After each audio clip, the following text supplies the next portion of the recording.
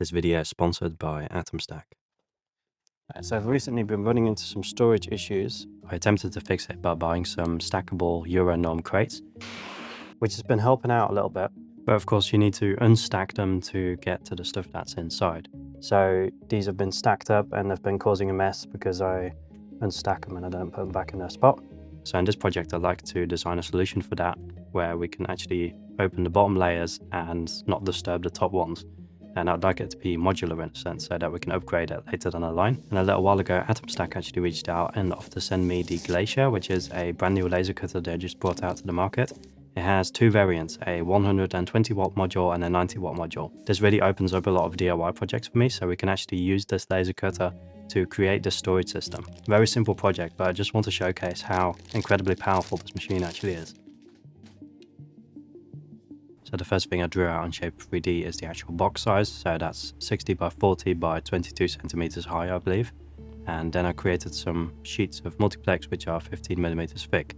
Now the work area of the AtomStack Glacier is 80 by 80 centimeters, so we have enough room to actually create these crates as long as they stick within the panel size that we bought. I wanted these to have a little bit more of a futuristic vibe, so instead of going for rounded corners, we went for chamfers all over the place. So the design I've come up with here is really quite simple. We have 4 panels which we'll cut out on the laser cutter, and these will just hook in on each other with these little inserts. And as you can see, there's a little bit of overlap so that it doesn't slide from side to side either. Now we're actually talking about a diode laser here, which is pretty impressive. This one's actually water cooled, so that's why it has the loops on there to allow the water cooling to flow through the head.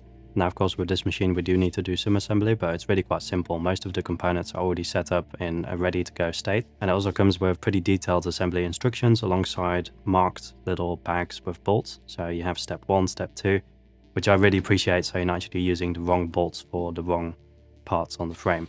Assembly is super easy. You just bolt in both sides of the frame. After that, you can put a control box in place. It has very long screws to go through the entire frame into the control box. Then you can move the little casters all the way to the front and install the laser bridge, as I'm going to call it. It's going to sound pretty strange, but I really appreciate the build quality on this machine in terms of cable management. So it has cable trays and cable guides everywhere on the machine, so nothing's going to be snagging on each other, and you don't actually need to keep that in mind when you're laser cutting, which is different from some other machines that I've actually received. So this is really great to see. It just means that the water cooling is not going to snap loose and, spread a bunch of water over your workpiece, for example. And all of the wiring is just very stable. This machine also comes with a detachable screen. Having that screen be detached from the actual machine is really useful if you're putting this thing in an enclosure. Now, of course, we need to create some kind of loop to actually allow the water cooling to work, and that comes in a separate package. I was really shocked by the build quality of this water cooling system. It has a screen on there so you can see the flow and the temperature and that kind of stuff. Now, because the AtomStack Glacier is so powerful, you're most likely going to be cutting stuff instead of actually engraving stuff. And that produces a lot more fumes. So you can actually buy the B4 enclosure that they also sent over. Some laser cutters have the enclosure built in. And when that's the case, then you're stuck with that enclosure. So if that one doesn't function properly, then you're kind of screwed. But if you buy the Glacier, you can build your own enclosure, or you can buy the B4, or you can get some third-party enclosure. It doesn't really matter, you have a lot more options available to you. And this also means that the entire machine is a lot more cost-effective because it doesn't come with that enclosure straight away. Putting the B4 together was pretty straightforward. I'm going to skip over a lot here, but it just has some sliding doors at the top and little clips at the front, which when you unclip them, you can remove the entire front section, and that allows you to access the machine a little bit better. At the front of the B4, you'll find some gaps which allow all of the cables to run outwards. It also has a metal plate at the right side, which allows you to magnetically connect that little screen.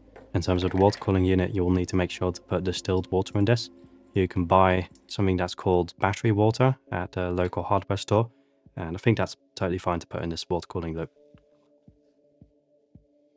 At the side of the B4 enclosure, we have a gap for the fumes to be extracted, and it comes with a fan. So you can hook this up to a window and extract the fumes outside, or you could hook it up to an air purification system, which they also sent over. This is the D4 air purification system. I wasn't expecting this thing to be so capable. I thought I'd use it with, laser engraving, that kind of stuff. But you'll see later on in the video that it actually does a really decent job when you're laser cutting stuff as well. So with all of this stuff roughly set up, I put a sheet of OSB on the grid over there. I put it at 100% power, 300 millimeters per minute. So if you enjoyed the video so far, then definitely consider leaving a like, leaving a comment, or subscribing to the channel so you don't miss out on any future build videos.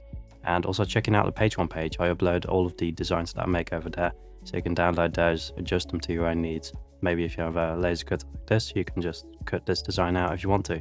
That first cut went really quite well, and I had to slap it a little bit to break it loose, but this is OSB, so it's a lot easier to break loose in areas where it didn't completely cut through.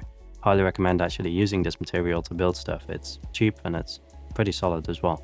And for some later cuts, I wanted to test out the air purification system, so usually you wouldn't really hook up an air purifier to a laser cutter like this. In this case though, it's still in the unsafe territory, like PM 2.5 at 50 is not really great for prolonged periods, so I'd rather extract this outside, but the fact that it's already doing so much is really impressive. After cutting out all of those pieces, I did a quick dry fit just to check out if everything is accurate. Seems to be just fine. We do need to use some glue to actually put these things together. Initially I thought this might be a friction fit system where we just hammer it in place and that would be it, but I don't think that's strong enough for the type of stuff I have in mind for it.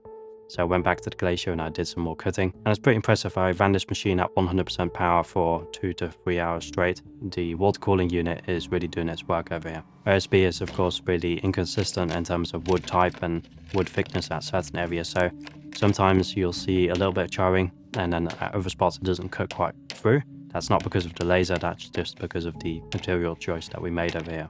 But in general it cut out really quite nice, and it was really easy to remove all of these pieces.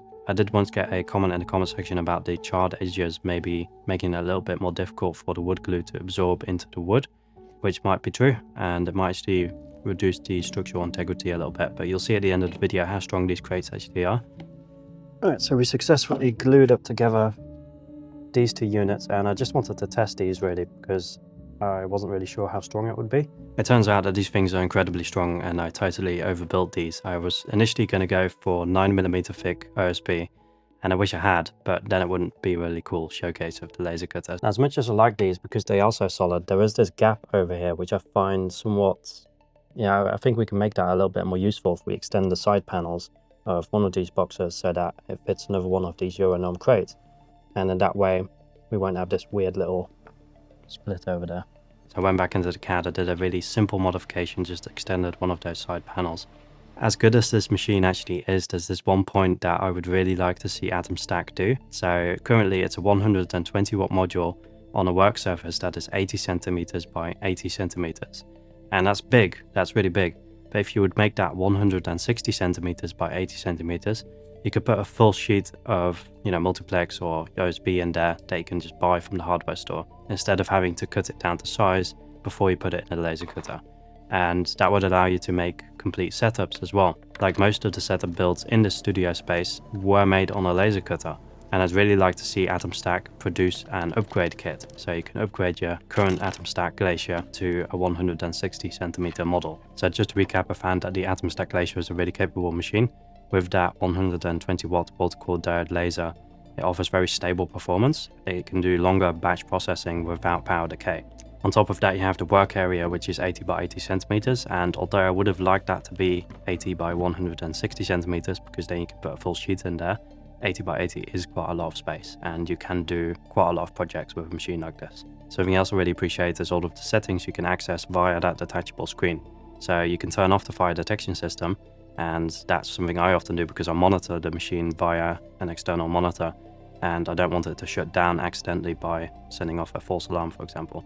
But it has a bunch of sensors in there just to make sure that it operates at a safe operating capacity. And the water cooling unit also has a bunch of sensors in there to monitor flow and temperature, and that just ensures that the machine doesn't overheat while doing a cut. So in general, I can highly recommend the AtomStack Glacier. Definitely check them out. I left the link in the description down below. And special thanks to AtomStack for sponsoring this video. One other thing I was a little bit concerned about with this design is that the seam would be more visible and it would be less strong because it would bend outwards. But because the OSB is so thick, I didn't see a seam at all, and it wasn't flexing at all either. Another consideration that I've had is putting some casters under that first module so that we can actually roll it around. And this is something I'd like to do on the next iteration. I just want to leave these in the space for a couple of weeks, see if I still like them, see what the cost is of building these crates, and then we can see if we build even more of these. It is also just extremely strong, like I didn't expect it to be so strong. You could just climb on top of it. It's a bit wobbly, but this is really cool. Alright, that was it for this project. I hope you enjoyed it. I hope it gave you some inspiration, and hopefully see you in the next one.